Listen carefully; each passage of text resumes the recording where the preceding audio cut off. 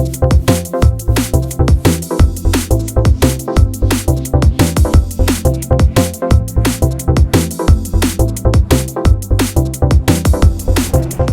again, everyone, and welcome back to SFF180. Thomas here, your host as always, with our second day of videos showcasing my most anticipated releases for 2023. Crazy to think, it's already this time of year again. Now, yesterday I brought you science fiction, and today it's horror's turn, and I have got another 36 spooky, scary, bloody, dark, and disturbing tales for you. Just the thing to cozy up with on a dark and stormy night, right? So, without further ado, let's dive in. Remember, all release dates are highly tentative and subject to change without notice.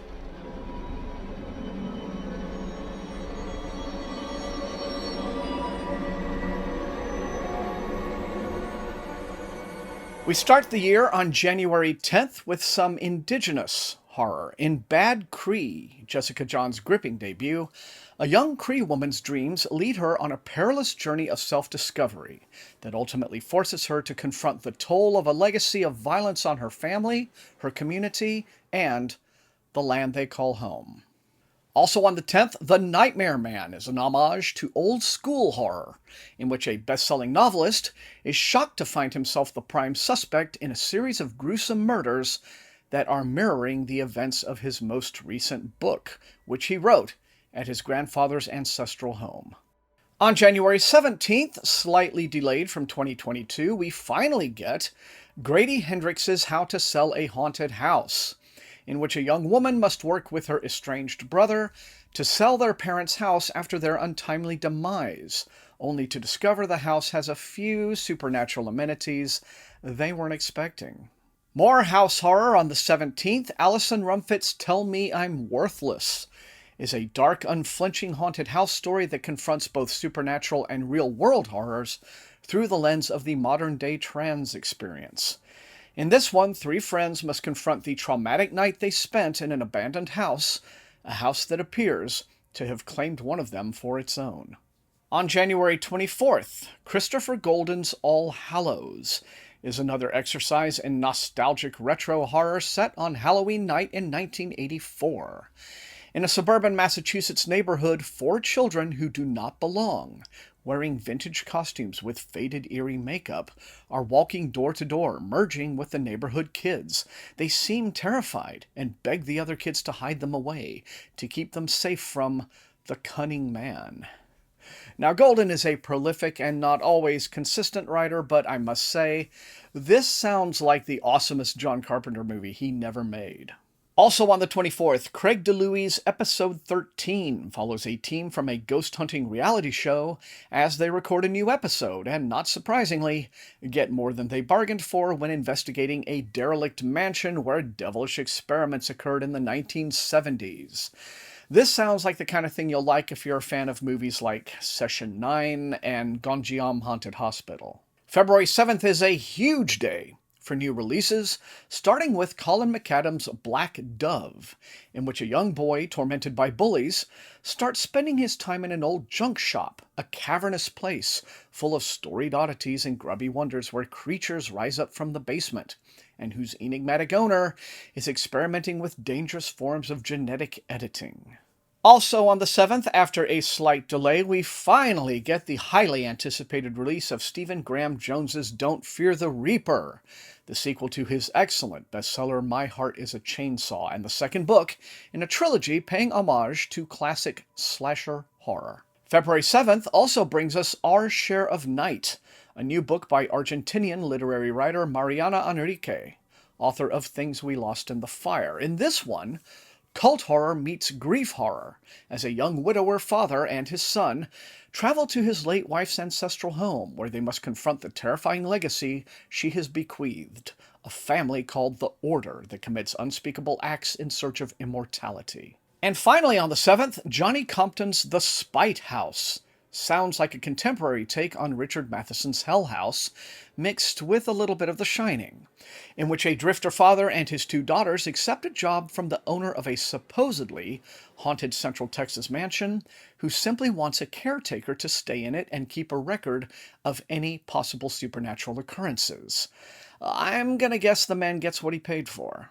On February 21st, Matt Ruff returns to the world of Lovecraft Country, his novel that was turned into an excellent HBO series, which, because it was excellent, was immediately canceled. But anyway, in The Destroyer of Worlds, set in 1957, Atticus Turner and his father Montrose travel to North Carolina, where they plan to mark the centennial of their ancestors' escape from slavery by retracing the route he took into the Great Dismal Swamp.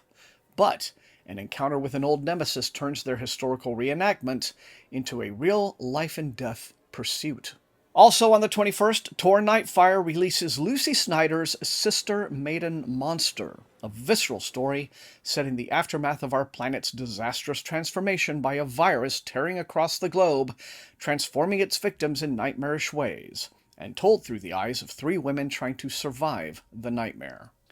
On March 1st, Zoya Stage returns with Mothered, a claustrophobic story about one woman's nightmarish spiral while she is living under quarantine with her mother. Now, the author swears this is not meant to mirror the COVID-19 lockdowns specifically, but whatever the case, I can certainly see a situation like this becoming intensely traumatic for any number of reasons. Now, I don't often list story collections, but I will make an exception for Eric LaRocca, an emerging horror star who isn't afraid to go places much, much darker than most authors would ever dare. The Trees Grew Because I Bled There might sound like a Morrissey song, but it's a book with 8 stories of dark fiction from a master storyteller exploring the shadow side of love. These are tales of grief, obsession, control, intricate examinations of trauma and tragedy in raw poetic prose on March the 7th from Titan Books. We'll be seeing Eric again a little later on this list. On March 14th, we are finally getting another slightly delayed 2022 title from Nightfire. Leopoldo Gaut's Piñata is described as A Head Full of Ghosts meets Hereditary, a terrifying possession tale by Mexico City writer and artist Leopoldo Gaut, in which a woman brings her daughters to Mexico as she oversees the renovation of an ancient cathedral into a boutique hotel. But once they return home to New York City, one of the daughters begins acting strangely. One of my absolute top anticipated horror releases for next year comes out March 21st. Victor LaValle's long-awaited novel Lone Women is a horror western. You notice how I really have a thing for western mashups. Set in 1915. Adelaide Henry, fleeing to Montana from California, carries an enormous steamer trunk with her wherever she goes. But it's locked at all times because when the trunk opens, people around Adelaide start to disappear. Another book by the prolific Ursula Vernon, writing as T. Kingfisher, arrives on March 28th. In A House with Good Bones, a woman named Sam, looking forward to a visit with her mother, is shocked to find the house drastically changed from its formerly cozy decor, and her mother a nervous wreck who jumps at the slightest sounds. Things start to get really uncomfortable once Sam discovers the jar of teeth underneath the rose bushes. Also on March 28th, Angry Robot releases Chris Faraday's sci-fi horror novel Trine, in which a young girl carries a vital part of a weapon in her amulet needed to kill a nightmarish creature called the Nowhere Man. When she's kidnapped, her apathetic brother must return to his small town and work with the woman he jilted in order to save her and the world. On April 4th, we get a dark satire about wealth and privilege and vanity in Natural Beauty by Ling Ling Wang, in which a young Asian American musician takes a job at a high-end beauty and wellness company in Manhattan, whose products are innovative and unusually effective, to put it mildly. A piercing, darkly funny debut, Natural Beauty explores questions of consumerism, self-worth, race, and identity, and leaves readers with a shocking and unsettling truth. April 4th is also the day we get not one, but 2 horror space operas. Now, I debated whether or not to put these in the science fiction video or in this one, but the sci-fi video was already big enough as it is, so here we are. First from Nightfire is Ness Brown's The Scourge Between Stars, in which a colony ship struggling to return to Earth from a failed attempt at settling in Proxima Centauri suddenly finds it has taken on some unwelcome stowaways. Now, as it happens, I have already read this one, so you can expect my review a little closer to release, probably the end of March. And next we have Paradise 1, the new novel by David Wellington, the author of The Last Astronaut. This story follows two agents from the United Earth government as they investigate the complete disappearance of all 150,000 people living in humanity's first deep space colony. On April 18th, we have the new novel by V. Castro, whose earlier books include Goddess of Filth and an aliens novel about Vasquez the Marine. In The Haunting of Alejandra, a woman is haunted by the Mexican folk demon La Llorona as she unravels the dark secrets of her family history in this ravishing and provocative novel. Also on the 18th, more Native American horror in Nick Medina's Sisters of the Lost Nation, in which a young native girl's hunt for answers about the women mysteriously disappearing from her tribe's reservation lead her to delve into the myths and stories of her people, all while being haunted by a nameless, disembodied entity that stalks her every step. An ancient tribal myth come to life, one that's intent on devouring her whole. April 25th is the release of The Merry Dredgers, the long-awaited new novel by Jeremy Shipp, author of Bedfellow. In this one, a woman looking for answers after her sister ends up in a coma is drawn to investigate a bizarre cult living in an abandoned amusement park. On May 9th, Graveyard of Lost Children is the new book by Katrina Monroe, author of They Drowned Our Daughters. Now, in this one, a little girl nearly drowns in a well, causing her mother to believe she is a changeling. Years later, now an adult and pregnant, she finds herself beginning to have the same fears about her own baby. In this eerie tale of generational trauma, the sometimes fragile connection between a woman's sense of self and what it means to be a, quote, good mother. On June 6th, oh look, it's our buddy Eric LaRocca again, this time with his very first novel. In Everything the Darkness Eats, evil waits for the unsuspecting in the small town of Henley's Edge, Connecticut, after a recent string of unexplained disappearances. Also on the 6th, Nightfire releases Maiev Fly, described as an apocalyptic Anaheim psycho, a blood-soaked love letter to Los Angeles and a gleeful send-up to iconic horror villains. By day, Maiev Fly works at the happiest place in the world as every child's favorite ice princess. But when her best friend's brother moves to town, he awakens something dangerous within her, and she ditches her discontented act in favor of a bolder, bloodier new persona. Then on June 20th, Nightfire brings us Liz Caron's Night's Edge, another story of mother horror, about the ties that bind and how hard they can be to break. Mia is a young woman who has dreamed for years of breaking away from her mother, who never let her have any friends or boyfriends, and, seems to require human blood to survive. But when Mia meets a rebellious musician, she dares to hope this might be her way out at last. Also on the 20th, we get The Edge of Sleep, a novel that's apparently adapted from a popular podcast, so that shows you how out of the loop I am in the podcast scene.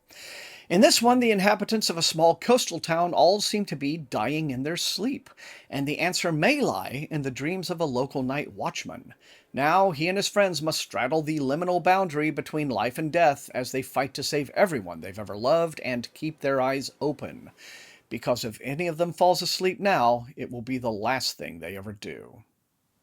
On June 27th, a legend of horror fiction returns when Tananarive Due releases The Reformatory, a story set in Jim Crow-era Florida about a black boy sent to a reform school for kicking a white boy, where he discovers the place is haunted by all the boys who have died there. A haunting tale that explores the very real horrors of our history.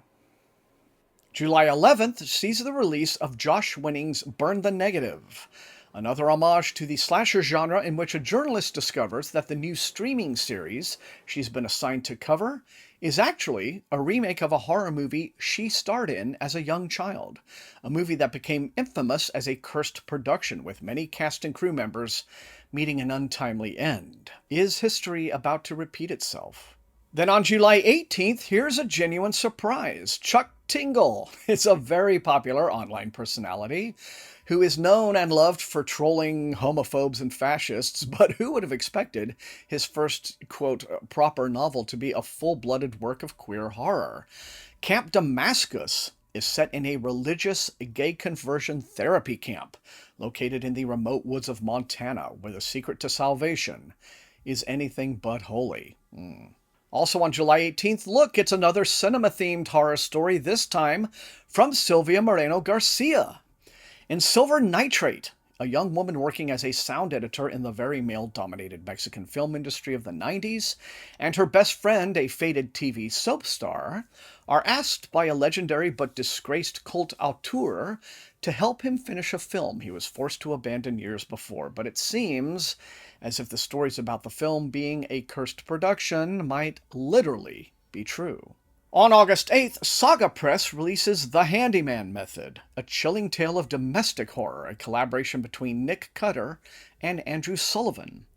When a young family moves into an unfinished development community, cracks begin to emerge in both their new residence and their lives, as a mysterious online DIY instructor delivers dark subliminal suggestions about how to handle any problem around the house. On August 19th, Isabel Cañas, author of The Hacienda, returns with a supernatural western, yay! Vampires of El Norte, in which vampires and vaqueros face off along the Texas-Mexico border in the 1840s. Now, vampire fiction usually is not my jam, okay? But if you want me on board, this is how to do it. And last but by no means least, a new novel by Hailey Piper is always exciting news, and this one is poised to level up her career in a major way since the film rights were secured the minute the book was announced. All I know about A Light Most Hateful is that it's a survive the night story in which a powerful storm carrying some kind of fearsome, mind-bending monster descends upon a Pennsylvania town. Hopefully we won't have to wait too long for more details on this one. And there you have it, 36 scary books to keep you good and spooked all through 2023. Which horror releases are you most hyped for next year? Let me know in the comments, and be back here tomorrow when I round out this week's videos with my list of most anticipated fantasy novels. Otherwise, if you enjoyed watching, please hit that like button, share the video far and wide with all of your SFF and horror reading friends, and above all, please subscribe if you have not done so. That is how the channel grows. You can also support the channel at my TeePublic store and at my Patreon, where recruits into Wink's Army get little perks like early access to some of my videos, the ones that I finish early enough. But mainly, the Patreon is to help me pay Matt Olson, my wonderfully gifted and talented channel artist who does all of my amazing thumbnails for me, including the one for this video. I just tell him when these anticipated videos come up, just use your imagination, do whatever you like. And wow, he went really hard this year, I gotta say. So anyway, that additional support is greatly appreciated, so thank you very much. I also want to thank all the rest of you for being the very best viewers in all of BookTube. And until I see all of you next time, stay safe and healthy, and spooky reading.